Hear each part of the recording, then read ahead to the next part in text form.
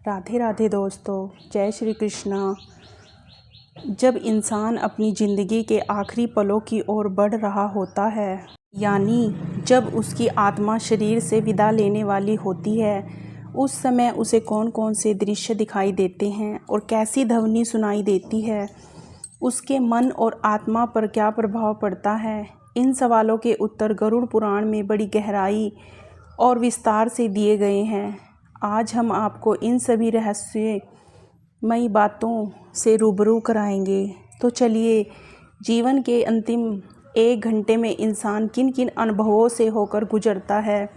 मृत्यु वह शाश्वत सत्य है जिसे कोई भी टाल नहीं सकता, लेकिन गरुड़ पुराण में जीवन और मृत्यु के चक्र को समझाने वाली बेहद महत्वपूर्ण बातें बताई गई हैं। इस पवित्र ग्रंथ में विस्तार से बताया गया है कि जब इंसान अपने अंतिम क्षणों में पहुंचता है तो उसके साथ क्या क्या होता है। उसे अपने पूरे जीवन की झलकियां नज़र आने लगती हैं। उसके अच्छे और बुरे कर्मों का प्रभाव उसके सामने प्रकट होता है। इस ज्ञानवर्धक प्रस्तुति की भगवान श्री हरि विष्णु कहते हैं कि गरुड़ पुराण की कोई भी कथा अधूरी सुनना ऐसा है जैसे अमृत को विष में बदल देना। अधूरा ज्ञान मनुष्य के लिए घातक हो सकता है। इसलिए आपसे हमारी प्रार्थना है कि इस वीडियो को ध्यान से आखिर तक सुनें।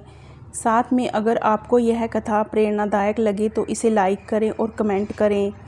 कमेंट में जय श्री हरि विष्णु लिखकर भगवान के प्रति अपनी श्रद्धा अर्पित करें। गरुड़ पुराण में बताया गया है कि जब मनुष्य जीवन के अंतिम क्षणों में होता है तो उसे अपने आसपास ऐसी परछाइयाँ दिखाई देने लगती हैं जो पहले ही इस भौतिक संसार को छोड़ चुकी होती हैं। उसे लगता है कि वो आत्माएं उसे अपने साथ ले जाने के लिए आमंत्रित कर रही हैं। यह अनुभव अद्भुत और रहस्यमय होता है।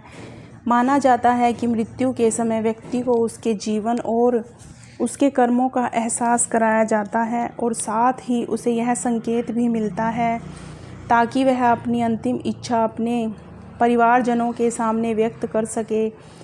गरुड़ पुराण में कहा गया है, जब किसी व्यक्ति का जीवन अपने अंतिम चरण में होता है तो उसे एक अद्भुत और रहस्यमय द्वार दिखाई देने लगता है।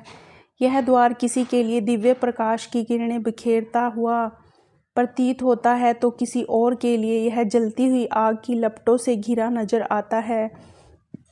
यदि कोई व्यक्ति गंभीर रोग से ग्रस्त है और ऐसा अनुभव करता है तो परिवार वालों को यह समझ लेना चाहिए कि वह व्यक्ति अब संसार छोड़ने वाला है। ऐसे समय में परिजनों को उसकी अंतिम इच्छाओं को जानने और उन्हें पूरा करने का प्रयास करना चाहिए। गरुड़ पुराण में यह भी बताया गया है कि जीवन के अंतिम क्षणों में व्यक्ति के सक्षम गहरे काले रंग की आकृतियां प्रकट होने लगती हैं। यह आकृतियां उससे संवाद करती हैं और प्रतीत होता है जैसे वे उसे अपने साथ बुला रही हों। वास्तव में यह यमराज के दूत होते हैं जो उस आत्मा को ले जाने के लिए आते हैं। जब किसी व्यक्ति को अपने आसपास यमदूतों की उपस्थिति का आभास होने लगे तो यह संकेत है कि उसकी जीवन यात्रा अब समाप्ति के करीब है। ऐसे समय में वातावरण में भी एक प्रकार की नकारात्मक महसूस होने लगती है। आपने यह कहावत तो ज़रूर सुनी होगी, जब मौत आती है तो परछा भी साथ छोड़ देती है। यह केवल कहावत नहीं बल्कि एक गहन सत्य है। जब किसी का अंतिम समय निकट होता है तो वह पानी, शीशा या घी तेल अपनी परछाई देखने में असमर्थ हो जाता है। यदि ऐसा होने लगे तो इसे अनदेखा ना करें, क्योंकि यह इस बात का संकेत है कि अब व्यक्ति के पास अधिक समय शेष नहीं है। मृत्यु के यह अंतिम क्षण व्यक्ति के लिए बेहद विशेष और गहन होते हैं। उसे अचानक से अपने जीवन के सारे अच्छे और बुरे कर्म स्मरण होने लगते हैं। जब किसी व्यक्ति के जीवन के अंतिम क्षण नज़दीक आते हैं तो वह अपनी छुपी हुई इच्छाओं को, जो उसने कभी भी किसी से नहीं साझा की, अपने परिवार के साथ साझा करना चाहता है। ऐसे समय में परिवार वालों का कर्तव्य है कि वे उन बातों को पूरी सहानुभूति और समझ के साथ सुनें और व्यक्ति की अंतिम इच्छाओं को पूरा करने की कोशिश करें। आपको यह जानकर आश्चर्य होगा कि महर्षि वेद ने हिंदू धर्म के 18 प्रमुख पुराणों का संकलन किया। इनमें से 3 पुराण श्रीमद् भगवत महापुराण, विष्णु पुराण और गरुड़ पुराण को कलयुग में विशेष रूप से महत्वपूर्ण माना गया है। इन तीनों में गरुड़ पुराण का सर्वोत्तम स्थान है। गरुड़ पुराण, जो विशेष रूप से वैष्णव संप्रदाय से संबंधित है, हिंदू धर्म के महान ग्रंथों में से एक माना जाता है। यह पुराण भगवान श्री हरि विष्णु को समर्पित है और इसे मृत्युपरांत श्रवण करने से आत्मा को सद्गति मिलती है। गरुड़ पुराण में बताया गया है कि मृत्यु के बाद कर्मों का फल मनुष्य को जीवन में प्राप्त करने के साथ साथ मृत्युपरांत भी भुगतना पड़ता है। इसी कारण हिंदू धर्म में यह आदत है कि मृतक के परिजनों को गरुड़ पुराण का श्रवण कराना चाहिए। यह न केवल मृतक आत्मा को जन्म और मृत्यु के रहस्यों का ज्ञान देता है, बल्कि आत्मा को मोक्ष की प्राप्ति भी सुनिश्चित करता है। प्रिय दर्शकों, हिंदू धर्म में कुल 16 संस्कारों की एक महत्वपूर्ण सूची है, जिनमें से 3 संस्कार जन्म से पूर्व 4 जीवन के विभिन्न चरणों में और 1 संस्कार मृत्यु के बाद किया जाता है, जिसे अंत्येष्टि कर्म कहा जाता है। यह कर्म विशेष रूप से मृतक के दाह संस्कार और अन्य धार्मिक अनुष्ठानों से जुड़ा होता है। मत्स्य पुराण के अनुसार मृत्यु के बाद मृतक की आत्मा 12 दिनों तक अपने घर और परिवार के आसपास ही रहती है। इस दौरान मृतक की आत्मा, जो अंत्येष्टि कर्म का संचालन कर रहे पुरोहित के शरीर में देव रूप में समाहित हो जाती है। शास्त्रों के अनुसार गरुड़ पुराण की कथा सुनती है ताकि उसे मुक्ति प्राप्त हो सके। पितृमेध सूत्र में बताया गया है कि जिस प्रकार जीवन में संस्कारों का पालन करने से व्यक्ति को विजय मिलती है, वैसे ही मृत्यु के बाद किए जाने वाले अंत्येष्टि कर्म के निर्वहन से मृतक को स्वर्ग का वरदान प्राप्त होता है, या फिर इस जीवन को छोड़ने के पश्चात एक नई और रहस्यमय यात्रा का आरंभ होता है। अक्सर ऐसे प्रश्न हमारे मन में उठते हैं, और अगर आपके मन में भी मृत्यु के बाद के संस्कार के बारे में जिज्ञासा है, तो आपको गरुड़ पुराण के अद्भुत रहस्यों का अवश्य सुनना चाहिए।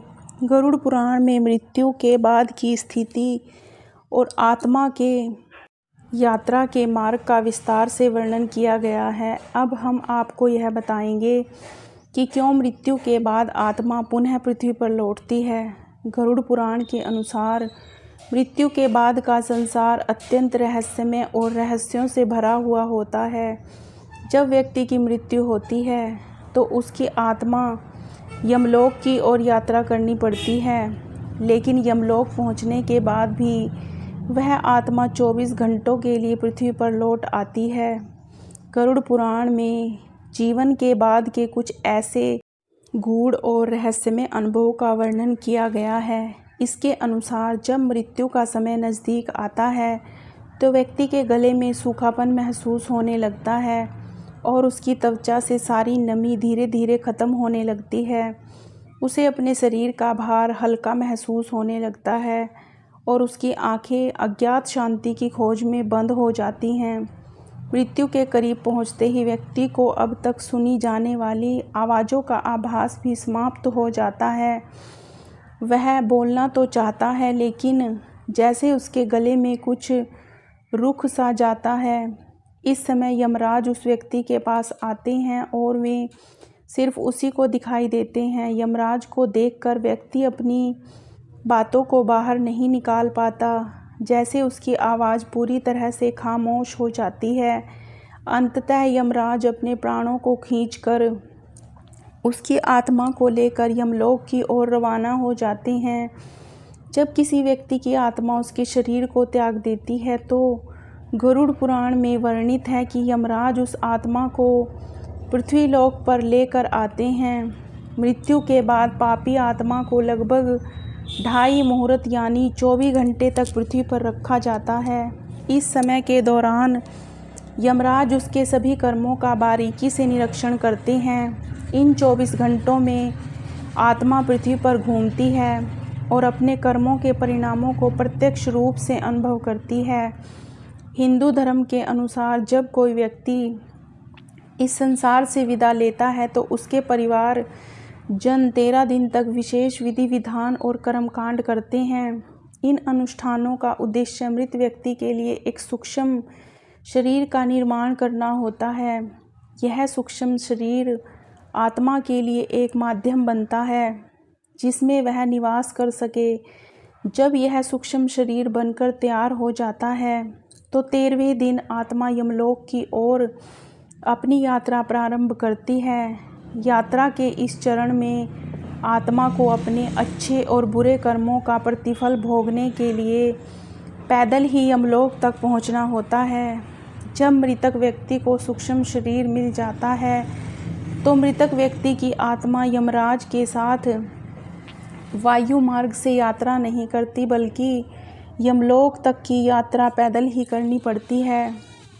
गरुड़ पुराण के अनुसार यमलोक की दूरी लगभग 88,500 योजन बताई गई है, जो लगभग 11,8500 किलोमीटर के बराबर है। यह सफ़र न केवल बेहद लंबा है बल्कि खतरों और कठिनाइयों से भरा हुआ भी है। यदि व्यक्ति ने अपने जीवन काल में पाप किए हैं या गलत कर्मों में लिप्त रहा है तो यह यात्रा उसके लिए और भी अधिक कठिन और पीड़ादायक हो जाती है।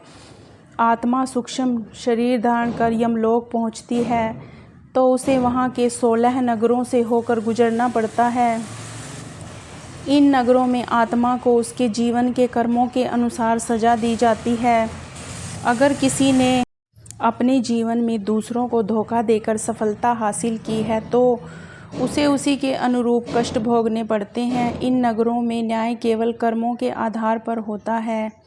यह सिद्ध करता है कि हर व्यक्ति अपने अच्छे या बुरे कर्मों का फल निश्चित रूप से भोगता है। गरुड़ पुराण में जीवन शैली से संबंधित कई बातों का भी उल्लेख है। उदाहरण के लिए रात में दही का सेवन करना आयु के लिए हानिकारक माना गया है। वैज्ञानिक दृष्टि से भी देखा जाए तो रात में दही खाने से शरीर में कफ दोष बढ़ता है जो सेहत के लिए नुकसानदायक हो सकता है। गरुड़ पुराण के अनुसार सूखा मांस खाने को भी अशुभ बताया गया है। इसके अलावा देर रात तक जागने और सुबह देर से उठने की आदत को भी अनुचित माना गया है। स्वास्थ्य की दृष्टि से यह आदत रोग प्रतिरोधक क्षमता को कमज़ोर करती है। गरुड़ पुराण में इसे भी अनुशासनहीनता माना गया है। इसलिए व्यक्ति को ब्रह्म मुहूर्त में उठने की आदत डालनी चाहिए ताकि शारीरिक और मानसिक स्वास्थ्य बेहतर बना रहे। इसके अतिरिक्त सोने से पहले व्यक्ति को अपने सोने की दिशा पर ध्यान देना आवश्यक है। यदि कोई दक्षिण दिशा में पैर करके सोता है तो उससे उसकी उम्र पर प्रतिकूल प्रभाव पड़ता है। गरुड़ पुराण के अनुसार शमशान के धुएं के संपर्क में आने वाले व्यक्ति की जीवन प्रत्याशा भी घट जाती है। इसका कारण यह है कि शमशान से निकलने वाले धुएं में हानिकारक जीवाणु और विषाणु प्रचुर मात्रा में होते हैं। सुबह के समय अधिक शारीरिक संबंध बनाना भी व्यक्ति के दीर्घायु को कम कर सकता है। यह केवल शारीरिक ऊर्जा को क्षीण नहीं करता बल्कि मानसिक स्थिति पर भी असर डालता है। एक बार अर्जुन ने भगवान श्री कृष्ण से एक प्रश्न किया, हे माधव, माता पिता को कन्या का वरदान किन कर्मों से मिलता है? इस पर भगवान श्री कृष्ण ने मुस्कुराते हुए उत्तर दिया, पुत्र का जन्म भाग्य का प्रतीक है लेकिन कन्या का जन्म विशेष कृपा का चित्र है। बेटियां इस संसार की सृजन का आधारशिला हैं। यदि बेटियां ना हो तो इस सृष्टि का विस्तार रुक जाएगा। उन्होंने यह भी कहा कि कुछ लोग अत्यधिक समृद्धि के बावजूद अपनी बेटियों की परवरिश में कोताही बरतते हैं, जबकि कुछ निर्धन लोग अपने सीमित संसाधनों में भी अपनी बेटियों को असीम प्रेम से पालते हैं। यही कारण है कि भगवान कन्या रत्न केवल उन्हीं को प्रदान करते हैं जो उनकी देखभाल करने की योग्यता रखते हैं। गरुड़ पुराण में यह स्पष्ट कहा गया है कि रसोई को रात के समय हमेशा साफ सुथरा रखना चाहिए। यदि कोई व्यक्ति गंदे बर्तन छोड़कर सो जाता है तो इससे देवी लक्ष्मी अपसन्न हो जाती हैं। यह आदत आपके आर्थिक संकट का कारण भी बन सकती है। इसलिए रात में रसोई की सफाई सुनिश्चित करना न केवल स्वास्थ्य के लिए लाभदायक है बल्कि सुख समृद्धि का भी कारण बनता है। आज की जानकारी यहीं समाप्त होती है। कृपया इस वीडियो को लाइक करें और अपने दोस्तों व परिवार के साथ साझा करें।